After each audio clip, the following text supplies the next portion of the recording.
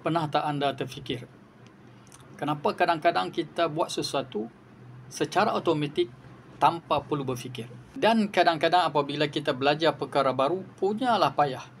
Tetapi selepas biasa, punyalah mudah.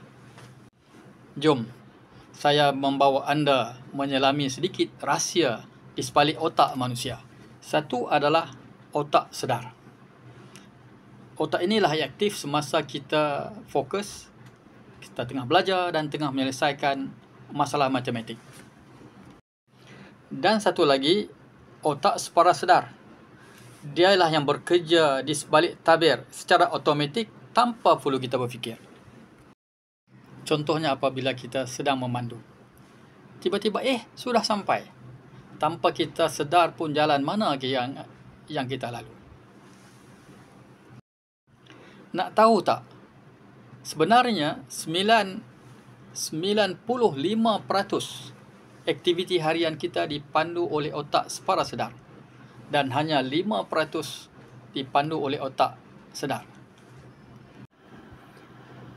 Ini bermaksud tabiat, sikap dan apa yang kita buat kebanyakannya bukan berdasarkan apa yang kita fikir, tetapi berdasarkan apa yang sudah terpahat, disimpan dan diberi kuasa oleh otak bawah sedar.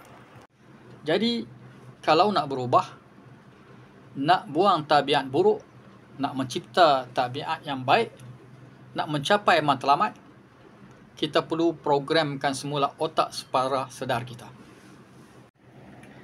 Jadi, kalau anda hendak berubah, nak membuang tabiat negatif, nak mengisi semula tabiat yang positif,